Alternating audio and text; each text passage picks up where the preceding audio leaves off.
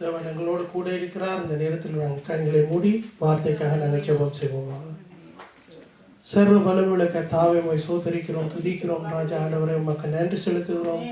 பரிசுத்தரே, இந்த நாளுக்கு நன்றி ஆண்டவரே, இந்த நேரத்துக்கு நன்றி செலுத்துகிறோம் ஆண்டவரே. இன்றைய நாட்களிலும் ராஜா நீர் எங்களோடு கூட இருந்து எங்களை பாதுகாத்து வழிநடத்துகிறதுக்காக நன்றி ஆண்டவரே. உடைய வார்த்தைக்காக நாங்கள் ஜெபிக்கிறோம் ஆண்டவரே. உடைய வார்த்தையை நீர் எங்களுக்கு பகிர்ந்து தரும்படியாக ஜெபிக்கிறோம் ஆண்டவரே. உடைய வார்த்தையிலே ஆண்டவரை நாங்கள் ஆண்டவரை இன்னுமாய் உறுதிப்படவும் ஆண்டவரை உடைய வார்த்தையில் இருக்கிற வல்லமையை நாங்கள் பெற்றுக்கொள்ளவும் நீர் கிருபை செய்யும்படியாக ஜெபிக்கிறோம் ஆண்டவரை. வார்த்தையிலே வளர நீர் எங்களுக்கு கற்றுத்தரும்படியாக ஜெபிக்கிறோம் ஆண்டவரை. உடைய வார்த்தையிலே ஆண்டவரை வல்லமை உண்டு ஆண்டவரை. உடைய வார்த்தை ஆண்டவரை தினமும் ஆண்டவரை எங்களுக்கு போஜனமாக இருக்கிறதுக்காக நன்றி செலுத்துகிறோம் கர்த்தாவே. உடைய வார்த்தையிலே இருக்கிற எல்லா வெளிப்படுத்தல்களையும் நாங்கள் பெற்றுக்கொள்ள நீர் கிருபை செய்வீராக. பரிசுத்த ஆவியானவரே, நீர் எங்களை வழிநடத்தும், எங்களோடு கூட இருந்து எங்களுக்கு விளங்காத காரியங்களை நீர் விளங்கப்படுத்தும்படியாக கேட்கிறேன்.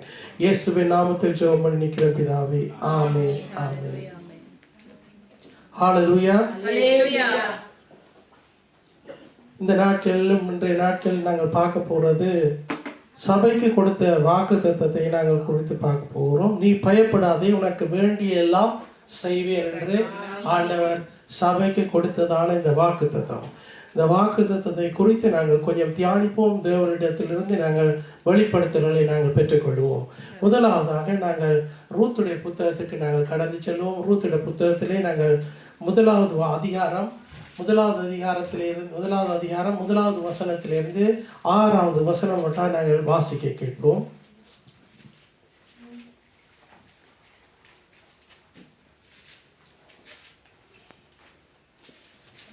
நியாயாதிபதிகள் நியாயம் விசாரித்து வரும் நாட்களில் தேசத்திலே பஞ்சம் உண்டாயிற்று. அப்பொழுது யூதாவில் உள்ள பெத்லெகேம் ஊரானாகிய ஒரு மனுஷன் தன் மனைவியோடும் 2 குமாரரோடும் கூட மோவாப் தேசத்திலே போய் சஞ்சரித்தான். அந்த மனுஷனுடைய பேர் எலிமேலேக்கு, அவன் மனைவியின் பேர் நகோமி. அவனுடைய 2 குமாரரில் ஒருவன் பேர் மக்லோன், மற்றொருவன் பேர் கிலியோன். யூதாவில் உள்ள பெத்லெகேம் ஊராகிய எப்பிராத்தியராகிய அவர்கள் மோவாப் தேசத்திற்கு போய் அங்கே இருந்து விட்டார்கள். நகோமியின் புருஷனாகிய எலிமெலேக்கு இறந்து போனான். அவளும் அவளுடைய 2 குமாரரும் மாத்திரம் இருந்தார்கள். இவர்கள் மோவாபியரில் பெண் கொண்டார்கள். அவர்களில் ஒருத்தி பேர் ஓர்பாள், மற்றவர் பேர் ரூத். அங்கே ஏறக்குறைய 10 வருஷம் வாசம் பண்ணினார்கள். பின்பு மக்லோன், கிலியோன் என்னும் அவர்கள் இருவரும் இறந்து போனார்கள். அந்த ஸ்திரீ தன் குமாரர் இருவரையும் தன் புருஷனையும் இழந்து தனித்தவளானாள். கர்த்தர் தம்முடைய ஜனங்களை சந்தித்து அவர்களுக்கு ஆகாரம் அருளினார் என்று அவள் மோவாப் தேசத்திலே கேள்விப்பட்டு தன் மருமக்களோட கூட மோவாப் தேசத்திலிருந்து திரும்பி வரும்படி எழுந்து. அதாவது இந்த ரூத் புத்தகத்திலே நாங்கள் கவனிக்கிறோம், பெத்லெகேம் என்ற இடத்திலிருந்து அவர்கள் மோவாப் தேசத்துக்கு கடந்து செல்கிறார்கள். மோவாப் தேசத்திலே அவர்கள் குடியிருக்கிறார்கள். அந்த குடியிருந்த காலங்களிலே நகோமி தன்னுடைய புருஷனை இழக்கிறார். அது மாத்திரமல்ல, தன்னுடைய 2 பொடியங்களையும் பிள்ளைகள், அவர்கள் ஆம்பளை பிள்ளைகள், அவர்கள் அந்த இடத்திலே அந்த தேசத்து மோவாப் தேசத்து பெண்களை அவர்கள் திருமணம் செய்து அந்த இடத்திலே வாழ்ந்து வருகிறார்கள். நாங்கள் கடந்த காலத்திலே மோவாப் தேசத்தை குறித்து மோவாப் சந்ததியை குறித்து நாங்கள் கவனித்தோம். அது எப்படியான ஒரு சந்ததி, ஆண்டவருக்கு பிரியமில்லாத ஒரு காரியம், ஆண்டவருக்கு பிரியமில்லாத ஒரு சந்ததியாய் அந்த இடத்திலே காணப்பட்டது. அந்த தேசத்துக்கு இவர்கள் குடியிருக்க போகிறார்கள். அந்த இடத்திலே நடக்கிற காரியத்தை குறித்து நாங்கள் வாசித்து வருகிறோம்.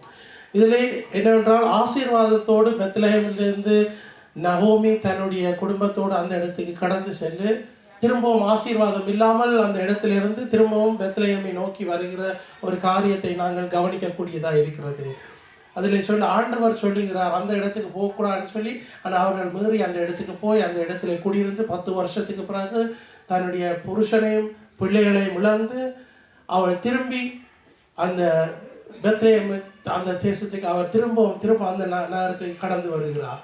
அதுக்கு முதல் நாங்கள் கடைசி வசனமாக நாங்கள் கேள்விப்பட்ட வசனம், ஆண்டவர் அந்த தேசத்து ஜனங்களை ஆசீர்வதிக்கிறார். பஞ்சத்து நிமித்தம் அந்த இடத்திலிருந்து அதாவது மோபாப் தேசத்திலிருந்து திரும்பி அந்த இடத்துக்கு போகிறார். அந்த இடத்துல நடக்கிற காரியங்களை நாங்கள் கவனிப்போமா இருந்தால் அதில் சொல்லப்படுகிறது, அதில் இருக்கிற ஒரு தன்னுடைய மருமகளுக்கு 2 பேருக்கும் சொல்கிறார், நீங்கள் திரும்பவும் உங்களோட தேசத்தில் இருங்கோ, நான் என்னுடைய தேசத்துக்கு போகிறேன்னு சொல்லி.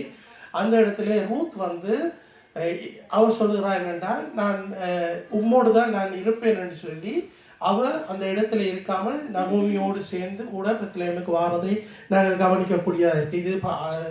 இது வந்து இந்த வசனம் வந்து 1வது அதிகாரம் 16வது வசனமாக இருக்க நினைக்கிறேன். 16வது வசனம், 16வது வசனத்தை நாங்கள் வாசிப்போம். நான் உம்மை பின்பற்றாமல் உம்மை விட்டு திரும்பி போவதை குறித்து என்னோட பேச வேண்டாம். நீர் போகும் இடத்திற்கு நானும் வருவேன், நீர் தங்கும் இடத்திலே நானும் தங்குவேன். உம்முடைய ஜனம் என்னுடைய ஜனம், உம்முடைய தேவன் என்னுடைய தேவன். ஆமென். இந்த இடத்துல நாங்கள் இந்த வசனத்தை நாங்கள் வாசிக்கும் போது உண்மையாகவே ரூத் ஒரு நல்ல பங்கை தெரிந்து கொள்வதை நாங்கள் கவனிக்கக்கூடியதாக இருக்கிறது. ரூத்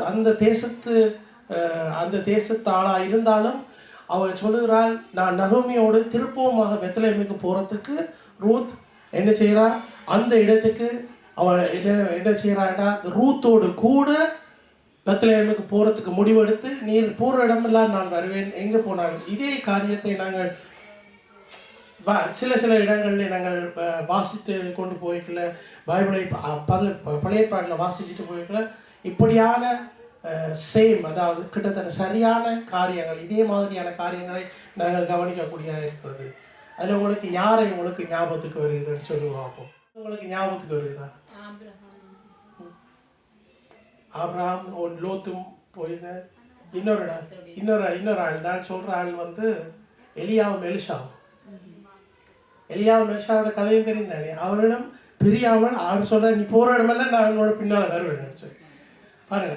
ஆனால் ரூத் என்ன செய்கிறா, இந்த இடத்துல ஒரு நல்ல பங்கை தெரிந்து கொண்டு ரூத் நகோமிக்கு பின்னாக அவள் போகிற இடமெல்லாம் போகிறதுக்கு தன்னை அர்ப்பணித்த அந்த இடத்துல ஒரு கீழ்ப்படிந்து ரூத் நகோமியோட பெத்லெஹேமுக்கு வருகிற நாட்களிலே அந்த இடத்திலே அவர்கள் என்ன செய்கிறார்கள் என்று நாங்கள் கவனிப்போம் என்றால், இதான் இந்த வசனம், நான் உம்மை பின்பற்றாமல் உம்மை விட்டு திரும்பி போவதை குறித்து நீர் என்னோட பேச வேண்டாம். நீர் போகும் இடமெல்லாம் நானும் வருவேன், நீ தங்கும் இடத்திலே நானும் தங்குவேன். உம்முடைய ஜனம் என்னுடைய ஜனம். பாருங்க, உம்முடைய ஜனம் என்னுடைய ஜனம் என்று சொல்றதுக்கு அவைக்கும் தாய் தகப்பன் இருந்திருக்கும், அவைக்கும் சகோதரங்கள் இருந்திருக்கும். அவ வளர்ந்த தேசத்தை விட்டு நகோமியோடு போற இடத்துல அவ சொல்ற, நீ எங்க போறியோ அங்க. நகோமிக்குள்ள இருக்கிறதான அந்த நல்ல காரியங்களை ரூத் கண்டது நிமித்தம் ரூத் அவையோட கூட போறதுக்கு ஆயத்தப்படுத்தி இப்படியாக ஒரு காரியத்துக்குள்ளாக வழிநடத்தப்பட்டு வருகிறார். அப்படி வழிநடத்தப்பட்டு வருகிற நாட்களிலே என்ன நடக்குது என்றால், ரூத்துக்கு அதாவது மாமியாராக இருக்கிறார். அந்த மாமியாராக இருக்கிற அந்த மாமியாராக இருக்கிறது நிமித்தம் ரூத் என்ன செய்கிறா, அந்த மாமிக்கு கீழ்ப்படித்து மாமி சொல்கிற எல்லாத்தையும் கேட்குறார். நாங்கள் உலகத்தில் நாங்கள் எடுப்போமா இருந்தால் மாமிக்கும் மருமகளுக்கும் அநேக பிரச்சனைகள் நடக்கும். ஆனால் தேவனுக்குள்ளே இருக்கிற பிள்ளைகளுக்கு அந்த அண்டர்ஸ்டாண்டிங் இருக்கு. தேவனுக்குள்ளே இருக்கிற பிள்ளைகளுக்கு பெரியாக்கள் சொல்லுறது தாங்கள் கேட்டு நடக்கிறதான அந்த ஒரு உண்மையாகவே அது ஆண்டவர் கொடுக்குற ஒரு வரம்னு சொல்லலாம். ஆண்டவரால் கொடுக்கப்படுகிற ஒரு நல்ல ஒரு இருதயம்னு சொல்லலாம். கீழ்ப்படுகிற ஒரு உள்ளம் அந்த மாமியார் அதாவது இந்த மருமகளுக்கு கட்டளையிட்டப்படுகிறது.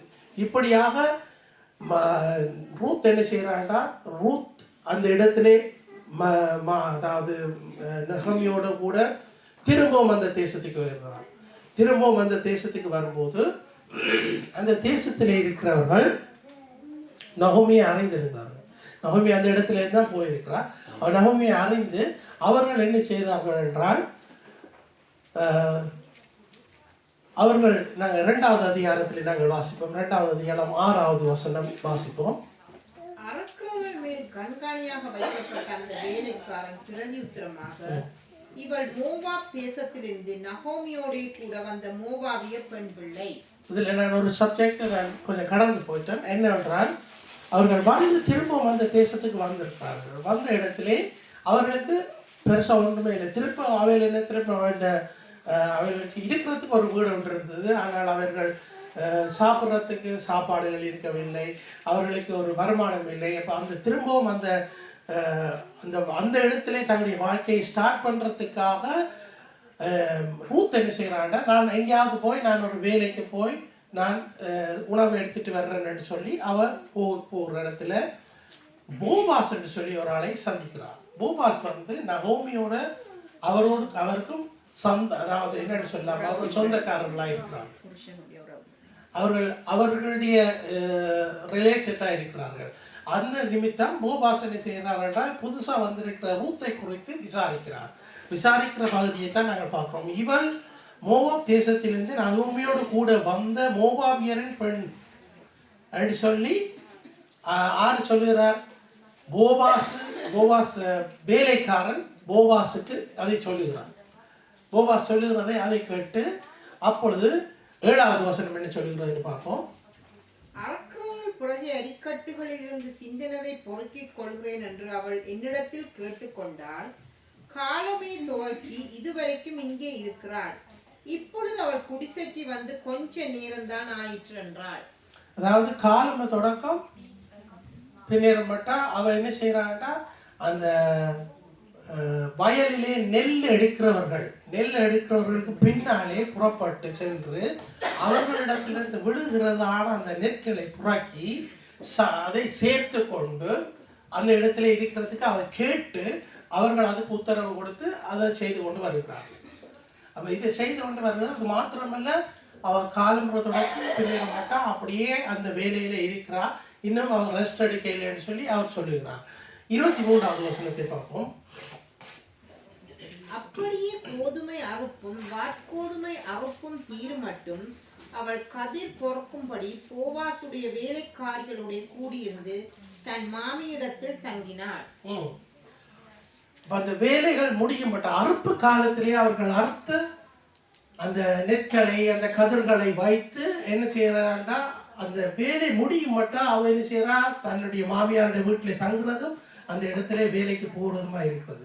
இப்படியான ஒரு வாழ்க்கையிலே அவள் வளர்ந்து வருகிறார். அந்த நடந்து வருகிறது நிமித்தம் என்ன நடக்குது என்றால், மோவாப் தேசத்திலிருந்து வந்தாக்கள் அப்படி சொல்லி கேள்விப்பட்டது. அது மாத்திரமல்ல, ஒவ்வொரு தேசத்திலையும் ஒவ்வொரு கல்ச்சர் இருக்கும், ஒவ்வொரு ட்ரெடிஷன் இருக்கும், ஏதாவது ஒரு வித்தியாசமான காரியங்கள் இருக்கும். ஆனால் அந்த காரியங்கள் எல்லாம் விட்டு இந்த தேசத்துக்கு வந்து நகோமிக்கு கீழே இருக்குது. நகோமி சொல்றதின் படி தன்னை ஒப்பு கொடுத்து கீழ்ப்படிந்து அவளுடைய வார்த்தைக்கு கீழ்ப்படிந்து அவளுடைய அன்பு செலுத்தி அதாவது நகோமியோடு கூட தான் இருக்க வேண்டும் என்று சொல்லி ஒரு தீர்மானத்தையும் எடுத்துக்கொண்டு அந்த இடத்துல கடந்து வந்த ரூத் செய்கிற வேலையை பாருங்கள். ஒரு கீழ்ப்படிவு எங்க காணப்படுகிறதா? நகோமி இடத்துல காணப்படுகிறது. நகோமி இடத்துல இருந்தாலும் அவள் வேலைக்கு போற இடத்துலயும் அந்த இடத்துலயும் மற்றவர்கள் கூட அந்த மற்ற பெண்களோடு கூட அவர்களும் சேர்ந்து தானும் ஒரு கீழ்ப்படிந்து ஒரு காரியத்தை அதாவது அந்த வேலைகளை செய்து வருகிற ஒரு பெண்ணை நாங்கள் கவனிக்கக்கூடியதாக இருக்கிறது. வசனம் சொல்லுகிறது, தன்னைத்தான் உயர்த்துகிறவன் தாழ்த்தப்படுவான். சும்மா ஒரு கதைக்கு சொல்ல போனா, மோவாப் தேசத்திலேருந்து வந்தது அவன் சின்ன வழியில வித்தியாசமா நடந்து கொண்டு இருக்கலாம். நான் அந்த தேசத்திலேருந்து வந்தேன், சரி அவையோடு தான் வந்தேன். ஆனாலும் நானே அங்கே போகணும், நானே பொறுக்க போகணும், நானே இப்படியான ஒரு கீழ்ப்பறிந்த ஒரு வேலைக்கு நான் போகணும் என்று சொல்லி திமிராக இருக்கலாம். ஆனால் அப்படியாக இருக்கவில்லை. ரூத் தன்னை தாழ்த்தி நகோமிக்கு வயசான காலங்கள் தான். அந்த நகோமியை கவனிக்கிறதுக்கு அவர் தான் தன்னை ஒப்பு கொடுத்து அந்த இடத்திலே வந்து செய்கிறார். அது மாத்திரமல்ல, அந்த ஒரு கீழ்ப்படுகிற ஒரு உள்ளத்தை யார், அதாவது நாங்கள் எல்லாரும் ஒரு கீழ்ப்படுகிற, ஆண்டவருக்கு கீழ்ப்படுகிற ஒரு உள்ளத்தை நாங்கள் எங்களுடைய இருதயத்தில் நாங்கள் எங்களுக்குள்ளே உருவாக்கி கொள்ள வேண்டும். தேவன் இதை உருவாக்குவார். நாங்கள் வசனத்துக்கு செவி கொடுப்போமா இருந்தால் தேவன் எங்களை ஒரு கீழ்ப்படுகிற உள்ளத்தை எங்களை கட்டளையிடுவார். நாங்களும் நகோமியிலிருந்து நாங்கள் கற்றுக்கொள்கிறது போல, நகோமியிலிருந்து ரூத் கற்றுக்கொண்டது போல, ரூத்திலிருந்து நாங்கள் கற்றுக்கொள்கிறதுக்கு இந்த வார்த்தைகள் எங்களுக்கு உதவியாக இருக்கும் என்று நான் நம்புகிறேன். அதே மாதிரி தான் ரூத் எப்படியாக நடந்து கொண்டாலோ அதே போல நாங்களும் நடந்து கொள்றதுக்கு எங்களால் ஆண்டவர் எங்களோடு பேசுவார். ஆண்டவர் வசனம் எங்களோடு பேசும். நாங்கள் இந்த உலகத்தில் இருக்கிறோம், நாங்கள் வேலைக்கு போகிறோம், வேலைக்கு போனால் நாங்கள் ஒரு வேலையில் போய் ஜாயின் பண்ணிக்கல, நாங்கள் எனக்கு எல்லாம் தெரியும்னு சொல்லி எல்லாரையும் நான் இதாண்டு கொண்டு இருக்கலாம். நாங்கள் கீழ்ப்படிந்து தான் போகணும். நாங்கள் கீழ்ப்படிந்து போய்க்கல ஆண்டவர் தன்னை அந்த உயர்த்துற இடத்துல உயர்த்துவார். அதே மாதிரி தான் நாங்கள் மற்ற வார்த்தைகள் இருக்குது. அதாவது அந்த எங்களுடைய எஜமானுக்கு நாங்கள் கீழ்ப்படிய வேண்டியதாக இருக்கிறது. நாங்கள் இந்த உலகத்தில் இருக்கிறோம். இந்த உலகத்தில் இருக்கிற நிமித்தம் நாங்கள் வேலைகளுக்கு போவோம். சில பேர் எங்களுக்கு ஷெஃபாக இருக்கணும். எங்களுக்கு ஷெஃபாக இருக்கிறவர்கள் வந்து அவர்கள் அநீதியை நடத்தினாலும் அவர்களுக்கு நாங்கள் கீழ்ப்படிய வேண்டும். இந்த உலகத்தில் இருக்கிறவர்கள், அதாவது இந்த தேசத்தை ஆளுகிறவர்கள் வந்து அநீதியாக நடந்து கொண்டாலும் நாங்கள் அவர்களுக்கும் கீழ்ப்படியத்தான் வேண்டும். அவர்களுக்காக நாங்கள் ஜெபம் செய்ய வேண்டிய எழுதப்பட்டிருக்கிறது. எல்லா மனுஷருக்காகவும் நாங்கள் ஜெபம் செய்ய வேண்டும் சொல்லி எழுதப்பட்டிருக்கிறது.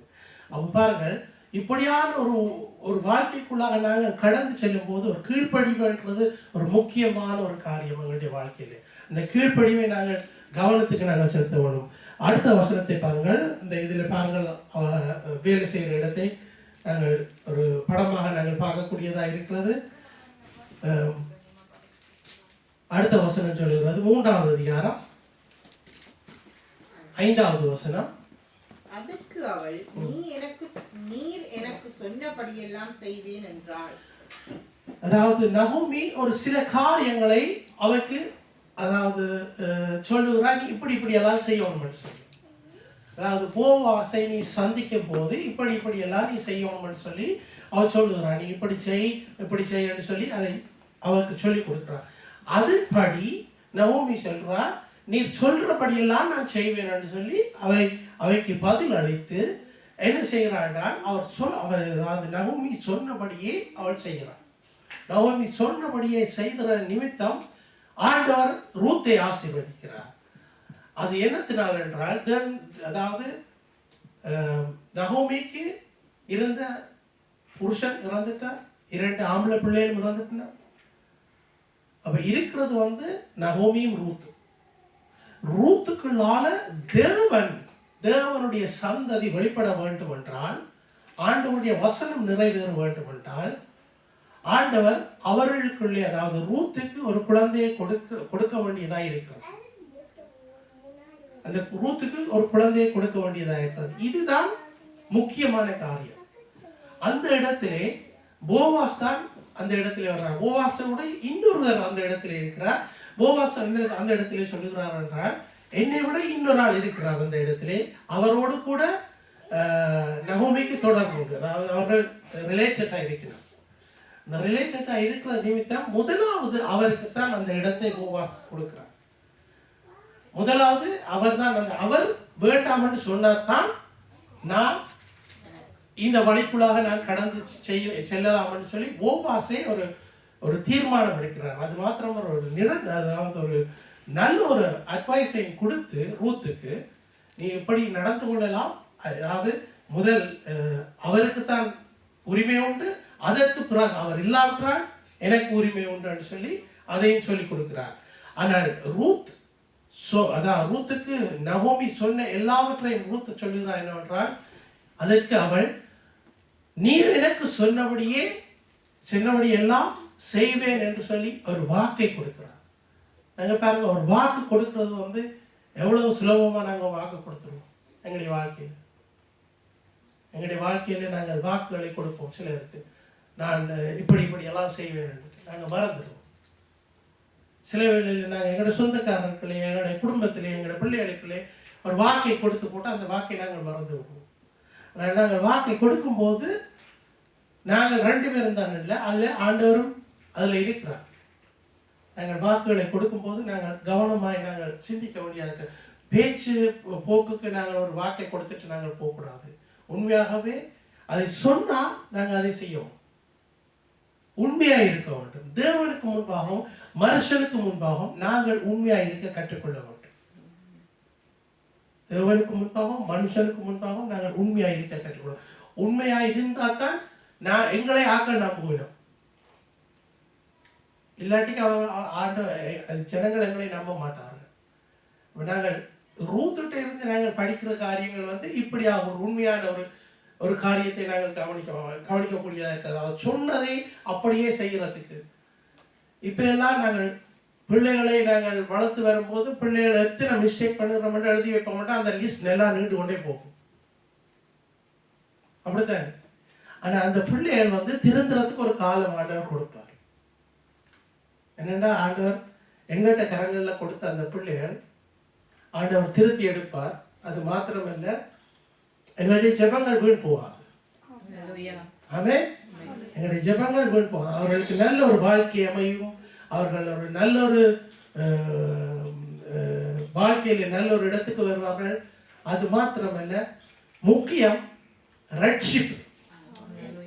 பிள்ளைகளுக்கு ரட்சிப்பு முக்கியம். பிள்ளைகளுடைய சமாதானம் பெரிதா இருக்கும் என்று வசனம் சொல்லுங்க.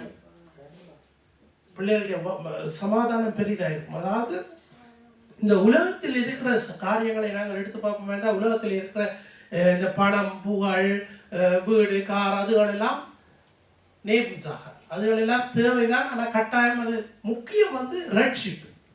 ரட்சிப்பை பிள்ளைகளுக்கு நாங்கள் தொடர்ந்து நாங்கள் சொல்லி ஒவ்வொரு நாளும் நாங்கள் சொல்லுகிற 100 வார்த்தைகள் ஆண்டவருடைய வார்த்தைகளை நாங்கள் பேசுவோமே தான், ஒரு வார்த்தை தானே பிள்ளைகளோடு பேசுவோம். 100 வார்த்தைகளை நாங்கள் பேசுவோமா இருந்தால் பிள்ளைகளுக்கு. ஏனென்றால் யோசுவாவின் புஸ்தகத்திலே 1வது அதிகாரத்திலே சொல்லப்படுகிறது, நீ உன்னோட பிள்ளைகளுக்கு கற்றுக்கொள். அந்த பகுதியை இருக்க வாசிங்க. 1வது அதிகாரம்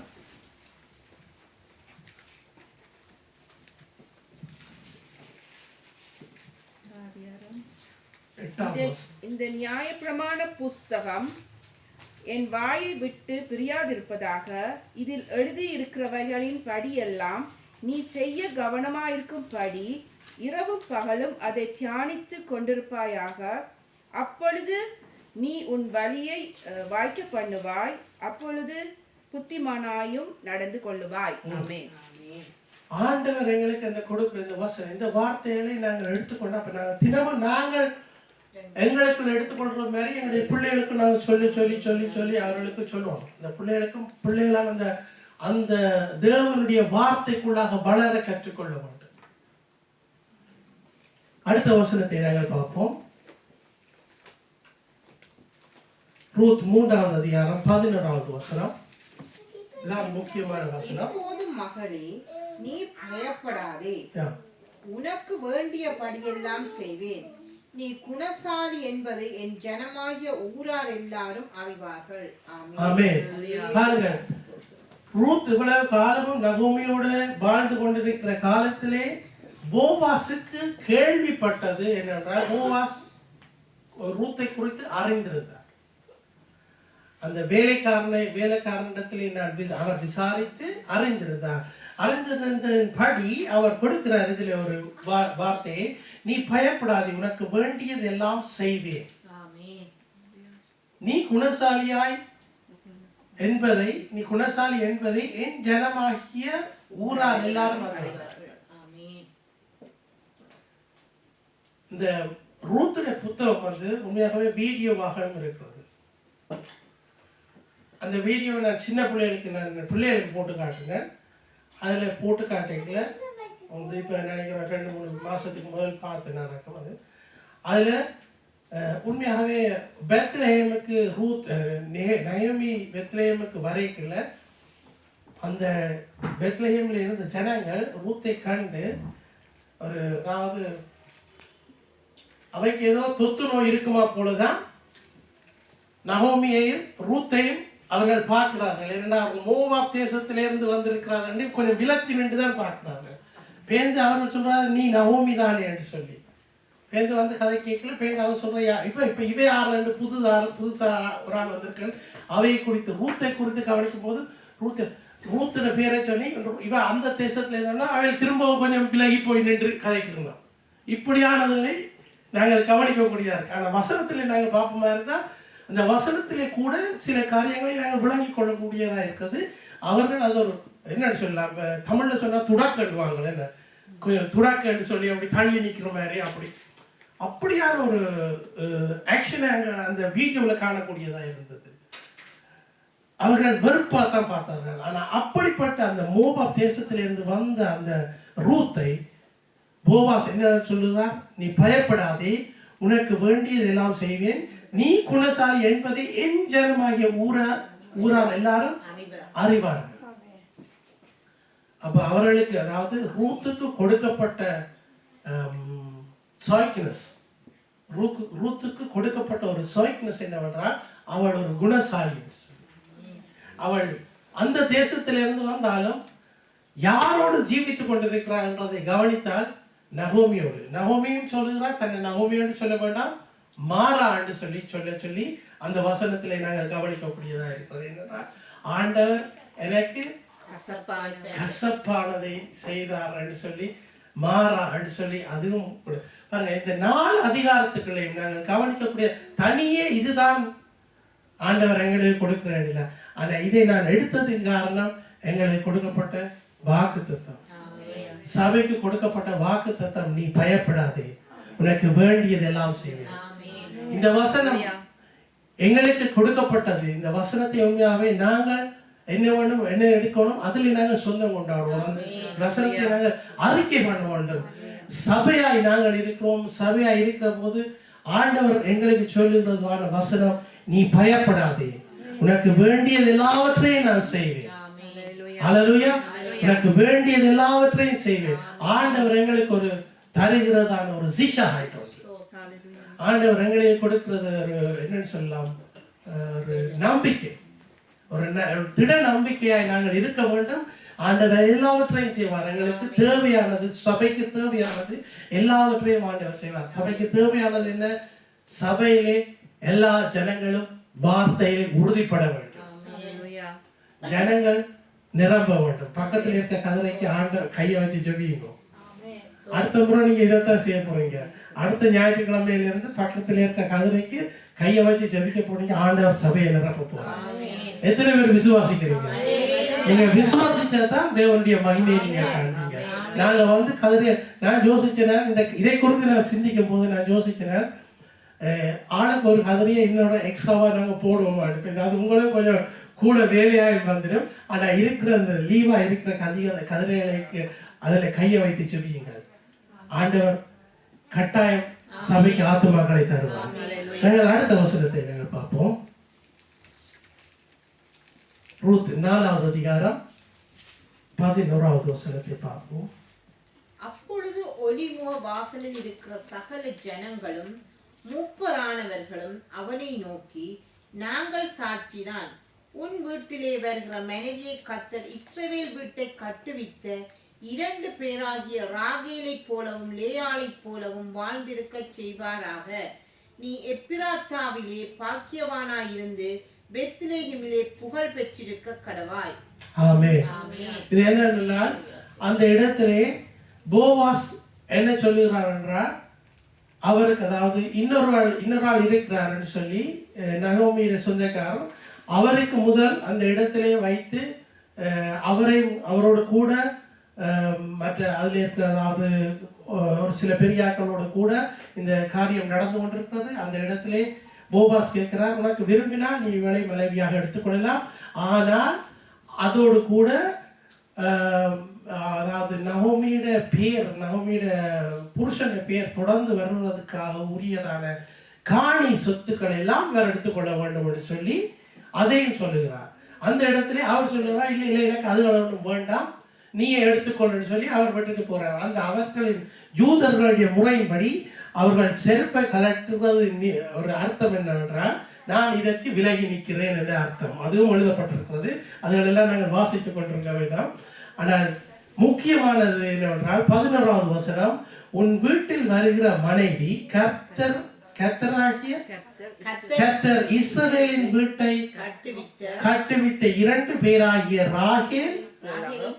ராகேலை போலவும் லேயாளை போலவும் வாழ்ந்திருக்க செய்வாராக என்று ஒரு ஆசீர்வாதம் கொடுக்கப்படுகிறது. இஸ்ரவேலை குறித்ததான அதாவது யாரு இவள் 2 பேரும் யாரு? பெரியாக்க சொல்லுங்க, சின்னாக்க சொல்லுங்க. இவள் 2 பேரும் யாரு? ராகேலும் லேயாவும் யாருடைய மனைவி?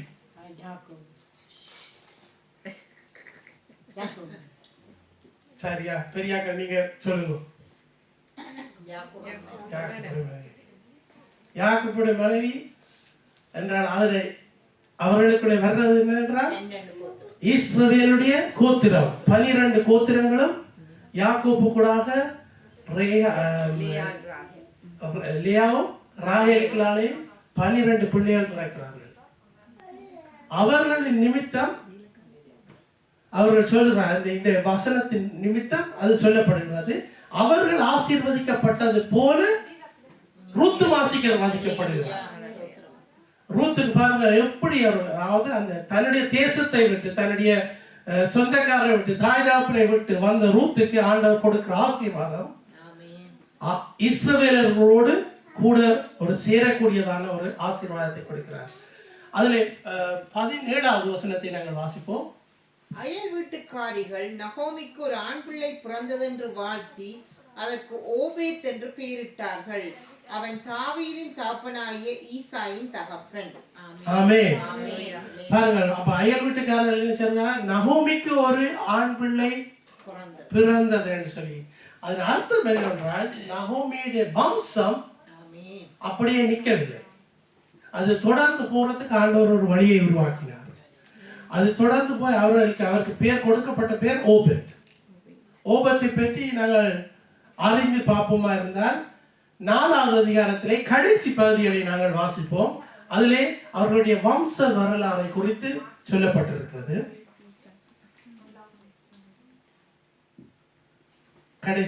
கடைசி பகுதியா அந்த பேர்கள் வருகிறது. பேரேசினுடைய சந்ததியின் வரலாறு. பேரேஸ் எஸ்ரோனை பெற்றான். எஸ்ரோன் ராமாவை பெற்றான். ராம் அம்மினதாவை பெற்றான். அம்மினதாப் நகசோனை பெற்றான்.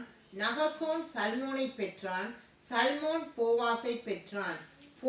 போவாஸ் ஓபேதை பெற்றான். ஓபேத் ஈசாயை பெற்றான். ஈசாய் தாவீதை பெற்றான். சரி, இப்ப இதெல்லாம் சின்னாக்க சொல்லுங்க. ஈசாய்க்கும் தாவீதுக்கும் என்ன தொடரும்? தாவீது எந்த கோத்திரத்தை உடையவர்? தாவீது முறைக்குள்ளால யார் வந்தது?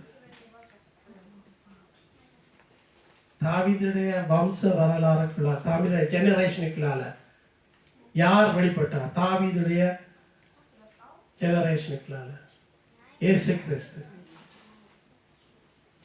இயேசு கிறிஸ்து தாவீது வழியால் தான் வந்தார். அப்ப தாவீது பிறக்கைக்கு முதல் ஓபேத் பிறந்தான் தாவீது பிறக்கலாம்.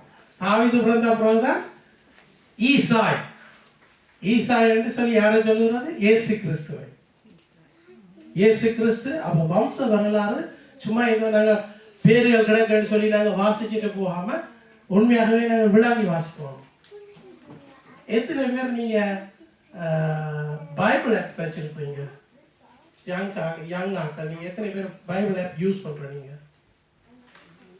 ஒருத்தரும் யூஸ் பண்றீங்க? யூஸ் பண்றீங்க. ஓகே. அந்த பைபிள் ஆப்பை நீங்க யூஸ் பண்ணும்போது பைபிளை பக்கத்தில் வச்சுக்கொண்டு அதை படிக்கணும், அதை கேட்டுக்கொள்ளுங்க.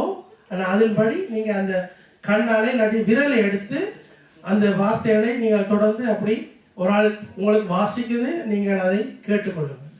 இப்படி நீங்கள் அதை உங்களுக்கு பயன்படுத்தி கொள்வீங்க என்றால் இந்த வார்த்தைகள் உங்களுக்கு இன்னும் விளக்கத்தை தரும். ஆவியானவர் இன்னும் உங்களுக்கு விளக்கத்தை தருவார். அது ஆவியானவர் தருகிற விளக்கத்தை விட வேறு விளக்கங்கள் ஒன்றும் இல்லை. அப்படியாக நாங்கள் அவ்வளோத்தையும் நாங்கள் வாசிச்சுட்டு போகலாம். உண்மையாகவே ஆண்டவருடைய வார்த்தைகளை நாங்கள் வாசிக்கும் போது அதுக்கு நாங்கள் கவனத்தை செலுத்துவோம். அதன்படி நாங்கள் வசனத்தை நாங்கள் எங்களுக்குள்ளே எடுத்துக்கொள்வோம். நீதிமொழிகள் புஸ்தகம் 14வது அதிகாரம் 1வது வசனம் சொல்லுற, புத்தியுள்ள ஸ்திரீ தன் வீட்டை கட்டுகிறாள், புத்தி இல்லாத ஸ்திரியோ தன் கைகளினால் அதை இடித்து போடுகிறாள் சொல்லப்படுகிறது. அப்ப இதுல பார்க்கல நாங்க இந்த ரூத்தோட புத்தகத்துல நாங்க பார்க்கல ரூத் புத்தி உள்ள ஒரு ஸ்திரிக்கு ஒப்பிடப்படுகிறார். புத்தி உள்ள ஒரு ஸ்திரிக்கு ஒப்பிடப்படுகிறார். சபையை ஆண்டவர் பார்க்கல, ஆண்டவர் சபையை பார்க்கல ஒரு ஸ்திரியாகத்தான் பார்க்கிறார். எங்களுடைய சபையை ஆண்டவர் பார்க்கல, எங்களுடைய சபையும் ஒரு மணவாட்டி சபைக்கு ஏற்ற ஒரு சபையாகத்தான் ஆண்டவர் பார்க்கிறார். அதன்படி ஆண்டவர் கொடுக்கிறார். என்ன செய்கிறார் என்றால், ஆண்டவர் கொடுக்கிற வாக்குத்தத்தம் என்னென்றால், நீ பயப்படாதே, உனக்கு வேண்டியது எல்லாவற்றையும் செய்வேன். ஆண்டவர் சபைக்கு கொடுக்கிறார். சபை ஒரு மணவாட்டி சபையாக ஆயத்தப்படுத்தப்பட்டு கொண்டு வருகிறது. இந்த நாட்களிலும் தேவன் கொடுக்கிற இந்த சபை, எங்களுடைய சபை எடுத்துக்கொள்வது இந்த வசனத்தை, நீ பயப்படாதே, நாங்கள் பயப்பட தேவையில்லை, உனக்கு வேண்டிய எல்லாவற்றையும் ஆண்டவர் செய்வார் என்று சொல்லி எங்களுக்கு ஆண்டவர் வாக்குத்தத்தமாக கொடுக்கிறார். அல்லேலூயா. ஆண்டவர் தந்த வார்த்தைகளுக்காக நாங்கள் எழுந்து நின்று நாங்கள் ஜெபம் செய்வோம். தேவன் தாமே எங்களோடு கூட இருக்கிறார். அப்ப ஆண்டவர் கொடுத்த ஒவ்வொரு வார்த்தைகளையும் நாங்கள் எடுத்து அதன்படி நாங்கள் வாழ கற்றுக்கொள்ள வேண்டும். நாங்கள் ஒவ்வொரு வார்த்தைகளையும் நாங்கள் ஒவ்வொரு பிரசங்கங்களையும் கேட்டு அப்படியே விட்டுட்டு போகாம அந்த பிரசங்கங்களை வருகிற வார்த்தைகளை நாங்கள் எங்களுடைய வாழ்க்கைக்கு ஐத்தியாயப்படுத்துவோம். நாங்கள் ஜெபம் செய்வோம். கண்களை மூடி நாங்கள் ஜெபம் செய்வோம். பரிசுத்தமுள்ள பிதாவே, உம்மை சோதரிக்கிறோம், துதிக்கிறோம் ராஜா. தேவாதி தேவனே, உமக்கு நன்றி செலுத்துகிறோம். சர்வ வல்லவரே, ஆண்டவரே, இந்த நாளில் நீர் தந்த வார்த்தைக்காக உமக்கு நன்றி செலுத்துகிறோம். ஆண்டவரே, நீர் தந்த வார்த்தைக்காக உமக்கு நன்றி செலுத்துகிறோம். நீ பயப்படாதே, உனக்கு வேண்டிய எல்லாவற்றையும் நான் செய்வேன் என்று சொல்லி ஆண்டவரை நீர் தந்த வாக்குத்தத்தத்துக்காக உமக்கு நன்றி செலுத்துகிறோம். ஆண்டவரே, எங்களுடைய சபைக்கு நீர் தந்த வாக்குத்தத்தத்துக்காக உமக்கு நன்றி செலுத்துகிறோம். ஆண்டவரை எல்லாவற்றையும் நீர் பார்த்துக் கொள்கிறதுக்காக நன்றி, எல்லாவற்றையும் நீர் கவனித்துக் கொள்கிறதுக்காக நன்றி. ஆண்டவரை வரப்போற இந்த 12 மாதங்களிலும் ராஜா வேண்டிய எல்லாவற்றையும் நீர் எங்களுடைய சபைக்கு செய்ய போறதுக்காக உமக்கு நன்றி செலுத்துகிறோம். கர்த்தாவே, நீர் எங்களுக்கு தேவையான எல்லாவற்றையும் நீர் செய்ய போறதுக்காக உமக்கு நன்றி செலுத்துகிறோம். பண தேவைகளை நீர் சந்திக்கிறதுக்காக நன்றி, ஊழிய தேவைகளை சந்திக்கிறதுக்காக நன்றி. ஆண்டவரே, எல்லைகளை விசாலப்படுத்துறதுக்காக நன்றி செலுத்துகிறோம். புதிய ஆத்துமாக்களை இந்த புதிய கதிரைகளில் நீர் இருத்த போறதுக்காக நன்றி செலுத்துகிறோம். கர்த்தாவே, ஆண்டவரே, நீர் புதிய ஆத்துமாக்களை சபையிலே தருகிறதுக்காக நன்றி. ஆண்டவரே, எத்தனையோ ஆத்துமாக்கள் ஆண்டவரே வழியிலே இருக்கிறார்கள் சுவாமி. ஆண்டவரே, நீர் தாமே அவர்களை இந்த சபையிலே நீர் கொண்டு வந்து சேர்க்கும்படியாக ஜெபிக்கிறோம். கர்த்தாவே, உம்மை ஸ்தோத்திரிக்கிறோம் ராஜா. ஆண்டவரே, இந்த டிசல்டோம் நகரத்தில் இருக்கிற தமிழ் ஜனங்கள் ரட்சிக்கப்பட வேண்டும் என்று சொல்லி ஜெபிக்கிறோம். கர்த்தாவே, இந்த டிசல்டோம் நகரத்தில் இருக்கிற தமிழ் ஜனங்கள் ரட்சிக்கப்பட வேண்டும் ராஜா.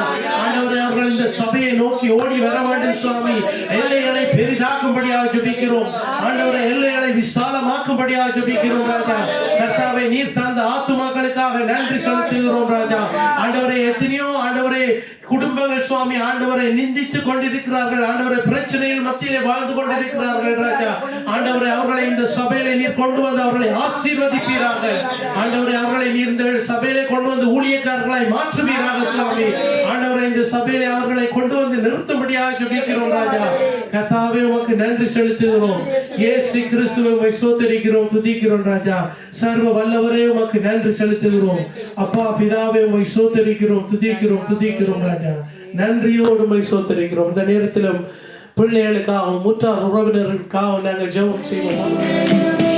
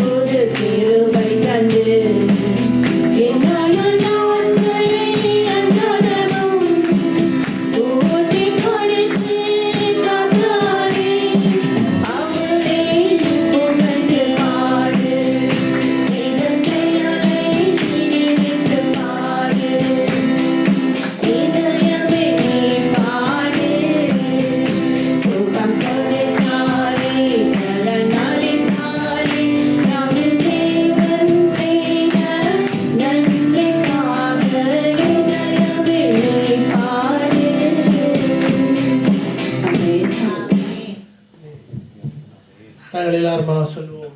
என் ஆத்துமாவே கர்த்தரை சோதரி, என் முழு உள்ளமே அவருடைய பரிசுத்த நாமத்தை சோதரி. என் ஆத்துமாவே கர்த்தரை சோதரி, அவர் செய்த சகல உபகாரங்களையும் மறவாதே. ஆமென், ஆமென். நம்முடைய கர்த்தராகிய இயேசு கிறிஸ்துவின் கிருபையும் பிதாவினுடைய அன்பும் பரிசுத்த ஆவியானவரின் ஐக்கியமும் வழிநடத்தலும் எங்கள் அனைவரோடும் என்றென்றும் கூட இருப்பதாக. ஆமென், ஆமென். God bless you. நாங்கள் ஒரு வாழ்த்தி நாங்கள் கடந்து செல்வோம்.